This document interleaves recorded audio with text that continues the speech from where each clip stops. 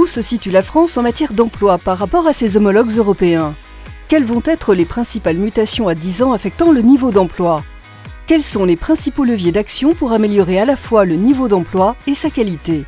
À l'approche de l'échéance présidentielle de 2017, France Stratégie ouvre le débat. Avec cette note, nous avons voulu voir en comparaison internationale si la France pouvait améliorer sa situation. Donc pour cela, nous avons regardé 3 indicateurs, le taux de chômage, le taux d'emploi et la qualité de l'emploi. Le constat dressé est qu'au regard des dépenses engagées, qui sont relativement élevées, de l'ordre de 100 milliards d'euros par an, nos performances sont décevantes, tant sur le taux de chômage que sur le taux d'emploi, qui progresse peu depuis 15 ans et reste faible pour les jeunes et les seniors notamment, que sur la qualité de l'emploi.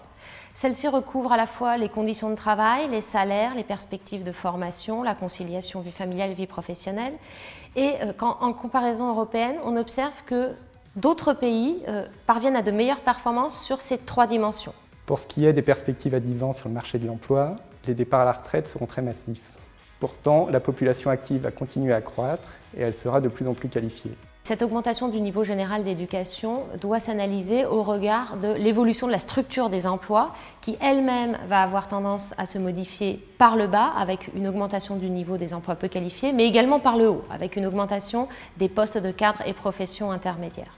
Dans cette note, nous avons souhaité mettre en évidence les leviers permettant d'améliorer à la fois la qualité et la quantité des emplois. À ce titre, la formation professionnelle est un enjeu important. Elle doit permettre une meilleure adaptation des compétences des travailleurs avec les besoins des entreprises.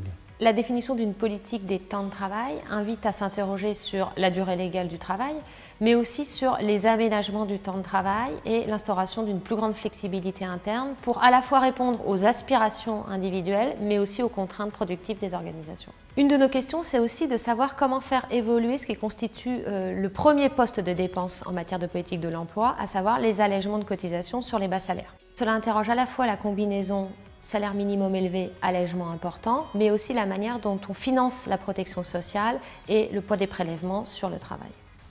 Vous aussi, contribuez au débat Quel levier pour l'emploi ou sur l'un des 11 autres thèmes du projet 1727 de France Stratégie en vous connectant dès maintenant sur francestratégie1727.fr.